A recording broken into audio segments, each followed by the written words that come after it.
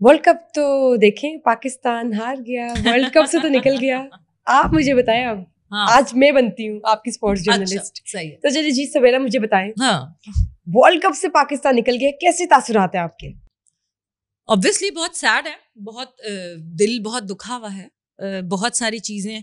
मैं honestly speaking, मैंने कहा ना कि ये सब जर्नलिस्ट वगैरह बनने से पहले I am a die hard fan, और अगर मैं डाई हार्ट फैन ना होती तो मैं कब की भाग चुकी होती इस फील्ड से।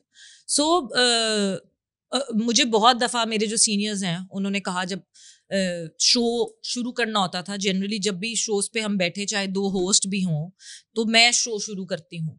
सो कभी जब पाकिस्तान की परफॉर्मेंस अच्छी नहीं होती थी इन माय अर्ली डेज, तो पाकिस्तान की अगर परफॉर्मेंस अच्छी नहीं होती थी तो मैं अपने कलीग से कहती थी, जो मेरे सीनियर थे, कि आप शुरू करें, मेरा मूड नहीं है, मैं नहीं कर पाऊंगी। So he used to push me कि प्रोफेशनल हो, प्रोफेशनल्स की तरह सोचो, इमोशनल नहीं हूँ, एक जर्नलिस्ट इमोशनल नहीं हो सकता। सो मैंने बहुत कोशिश तो कर ली उस चीज को ओवरकम करने की, but at the end of the day कहीं ना कहीं दिल में फैन है अभी भी। देखो अच्छी बात है ना कि you have your passion, you have that feelings. I still have, I think rationally and I try my level best to think rationally, but कभी कभार इमोशंस आपको ओवरटेक कर जाते हैं। इस बार हमें भी दुख है कि 2023 में सेमीफाइनल्स तक पाकिस्तान नहीं पहुंच सका, और मैं वाकई दिल बहुत में तो दुखी रहेगा। थी। मैं बहुत दुखी थी। इनफैक्ट ये था ही ना वर्ल्ड कप। 2022 में मैं ऑस्ट्रेलिया गई हुई थी पाकिस्तान टीम के साथ वर्ल्ड कप के लिए, वर्ल्ड T20 था उस वक्त। सो जब हम जिम्बाब्वे से हारे हैं ना, सो जिम्बाब्वे से हारने के बाद वहाँ से मैं यहाँ कनेक्ट करती थी, और यहाँ शो होता था जोर का जोर से पहले, गेम सेट मैच के नाम से हम समा पे शो करते थे। सो मुझे मेरे कुछ जर्नलिस्ट कलीग्स थे जिन्होंने मुझे उस शो पे देखा, and they could tell that I was about to cry, क्योंकि मैं इतना फ्रस्ट्रेटेड थी। जिम्बाब्वे से हार गए हम, ये हाल हो गया पाकिस्तान जैसे इस बार अफगानिस्तान से हारे, एग्जैक्टली देखे ना, एग्जैक्टली मतलब seems to be so embarrassing. तो मुझे लिटरली अगले दिन जो है ना, वो एक सोचे, एक मिठाई का डब्बा भेजा किसी ने, वन ऑफ माई कलीग्स, कि तुम बहुत डाउन थी तो just cheer up for that. So मैं हूँ बहुत इमोशनली अटैच, और मैं अभी टूटा दिल इस बात पे, और शायद इसीलिए मैं कभी जब वो सख्त सवाल पूछती हूँ अपने एनालिस्ट से, वो इसीलिए सख्त सवाल पूछती हूँ क्योंकि जो है बहुत सारी चीजें जो सही होनी है हमारी क्रिकेट होनी चाहिए, और बहुत इम्प्रूवमेंट की जरूरत है। We should honestly evaluate ourself. कप्तानी की बात करते हैं, बाबर आजम में बड़ी तनकीद हो रही है, आपने भी की है, लेकिन मुझे क्या पता है कि कप्तानी का, टीम की हार जीत में कप्तानी का प्रेशर या कप्तानी की वो एक होती है रिस्पॉन्सिबिलिटी, इस पे जिम्मेदारी बनती है या नहीं? बहुत ज्यादा बनती है।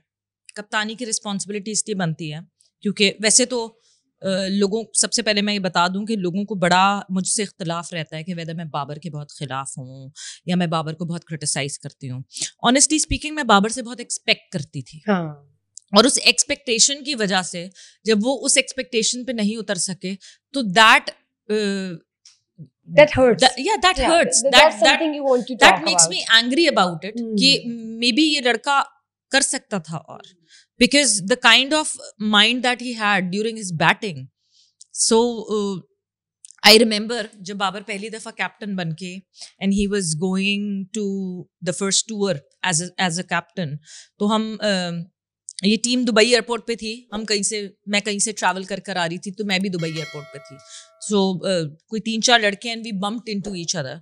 सो बाबर से मैंने कहा, जी आपको बड़ा मुबारक हो, आप कैप्टन बन गए हैं, कॉन्ग्रेचुलेशन। बिकॉज जैसे मैंने बताया कि मैंने इनको छोटी सी एज से देखा है, एंड मैंने बाबर से कहा कि please stay humble the way you are, please ऐसा ना हो कि कैप्टन बन के ना एरोगेंट हो जाता है इंसान, तो कभी भी एरोगेंट नहीं होना चाहिए। अच्छी बात यह है कि वो एरोगेंट नहीं हुए, बट थोड़े से डिसीजन में शायद जिद्दी हो गए। वो इसलिए जिद्दी हो गए, अब आप उसको कैप्टन की बैकिंग कह लें कि नहीं यही खिलाऊंगा प्लेयर, यही खिलाऊंगा प्लेयर, यही प्लेयर आ जाना, एशिया कप में जो किया टीम ने, जैसे किया, कोई बात नहीं, फिर से इन्हीं को लेकर जाऊंगा। कैप्टन की बैकिंग बहुत अच्छी होती है दूसरे प्लेयर्स के लिए, मगर एक लिमिट होती है बैकिंग की। कैप्टन को किसी पॉइंट पे बहुत सेल्फिश हो जाना होता है अपनी टीम के लिए। He needs to be shrewd. उसको फिर ये नहीं सोचना होता कि मेरा ये जो टीम का लड़का है ये मुझसे नाराज हो जाएगा। उसको फिर ये सोचना होता है कि मेरी टीम कैसे जीतेगी। बड़े बड़े हमने ऐसे इंसिडेंट्स देखे हैं कि कैप्टन की किसी एक लड़के से बिल्कुल नहीं बनती थी, मगर क्योंकि वो टीम की जरूरत थी तो वो टीम में था। Okay, that's part of the game. That is professionalism. And that's requirement as well. हाँ, that is your professionalism. Yes. So इसलिए मुझे ये लगता है, और बाबर को बहुत पावर्स दी गई, ऐसा नहीं है कि बाबर को पावर्स नहीं दी गई। सो मैं बाबर से बहुत ज्यादा एक्सपेक्ट करती थी।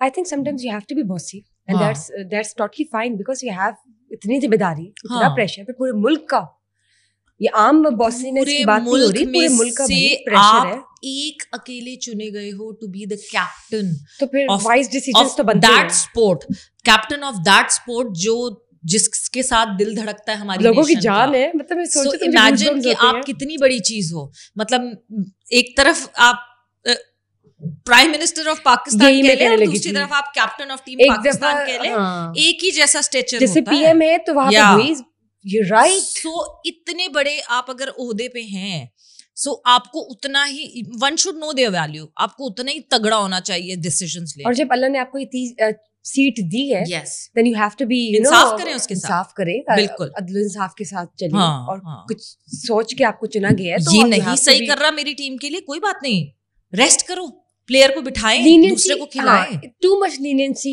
is not good. Yes. Too much leniency is not good. And also excess of anything is also not good. लेकिन you have to, you know, वहाँ पे तो आती है महारत कि how do you balance something. जबकि as a person, अभी भी I would say, as a person, Babar is a very down to earth person. बहुत इज्जत दे के मिलता है, बहुत तमीज से मिलता है, बहुत अच्छे तरीके से मिलता है। But in his cricketing decisions maybe somewhere, और फिर I don't know, मगर ये कि जो इस वक्त वर्ल्ड कप में जिस तरह हुआ, जो सब कुछ हुआ, हाथ से निकल गई थी सारी चीजें। बाबर आजम की तो क्रिटिसिज्म मैं मानती हूँ, वो हक पे आप, दिल दुखता है ना जब एक डाई हार्ट फैन का, तो हक में समझती हूँ। लेकिन किसी क्रिकेटर को सपोर्ट भी करती हैं, जो अच्छा खेलता है उसको सपोर्ट करती हूँ, जो पाकिस्तान टीम के लिए अच्छा उसको सपोर्ट करती हूँ। अभी फिलहाल डू यू थिंक कि वैसे तो जब आप खेल रहे होते हैं एक लार्ज प्लेटफॉर्म पे, तो जो क्रिकेटर्स होते हैं वहां से भी एक अच्छे वो निकल रहे होते हैं, बन के निकल रहे, स्टार्स बनकर निकलते हैं, तो डू यू थिंक कि इनमें जो किसी की ऐसी परफॉर्मेंस है कि इसके बाद ये क्रिकेटर शाइन करेगा? देखिए, अगर सही तरह नर्चर होगा तो बहुत सारे ऐसे क्रिकेटर्स हैं। अब्दुल्ला शफीक ने बहुत स्पार्क दिखाया, अब्दुल्ला शफीक ने अभी बहुत कम डोमेस्टिक खेला है। मेरा बहुत एक स्ट्रॉन्ग बिलीफ है कि जब तक आप डोमेस्टिक में रिगरसली किसी भी क्रिकेटर को टाइम नहीं देंगे, वो there no shortcuts. Experience matters and experience cannot be found in a click of in a snap of finger. Yeah, you're right. Experience तो अपना टाइम लेगा। तो मैं हमेशा ये कहती हूँ, अपने शो पे भी ये कहती हूँ कि पाकिस्तान टीम में आने से पहले कम से कम लड़के ने 2 सीजन खेले हुए होने चाहिए, यानी 2 डोमेस्टिक के सीजन्स गुजारे हुए होने चाहिए उसको। तो अब्दुल्ला शफीक में स्पार्क है। अब्दुल्ला शफीक अगर उसके ऊपर अच्छे से काम किया जाए, हैं कुछ टेक्निकल फ्लॉज, मैं टेक्निकल फ्लॉज में ज़्यादा घुसती नहीं हूँ बिकॉज मुझे आगे से जवाब ये मिलता है आपने कभी बल्ला पकड़ा है, so yes I won't go towards that, मगर ये कि उनके ऊपर काम किया जाए तो वो बेहतर हो सकते हैं। Saud Shakeel is technically very sound, उनको मुझे लगता है सिर्फ कॉन्फिडेंस देने की ज़्यादा ज़रूरत है, वंस उनको कॉन्फिडेंस मिलेगा वो और ज़्यादा उभर कर आएंगे। Then Iftikhar is a very good character. The kind of positivity that he has, though कि age is not at his side, मगर ये कि कुछ टाइम और आप उसको एटलीस्ट खिला सकते हैं, मगर वो जिस तरह का कैरेक्टर है ना, he is very pure at heart, जिस तरह वो बात करते हैं जिस तरह। सो हाँ, और अगर आप फास्ट बॉलर्स में बात करें, Naseem Shah, we need to nurture Naseem Shah. उसकी इंजरीज, उसकी चीजों को संभालना पड़ेगा, बिकॉज है उसके एक्शन में ये जाया नहीं होना चाहिए, बिल्कुल नहीं होना चाहिए। हमने बहुत टैलेंट जाया किया, हमने पास्ट में हम शोएब अख्तर को ज्यादा अच्छे से यूटिलाइज कर सकते थे, एक तो हमने डेब्यू लेट करवाया और हमने यूटिलाइज नहीं किया। शोएब अख्तर से ज्यादा तेज बॉलर हमारे पास मोहम्मद जाहिद थे, हमने उनको जाया कर दिया।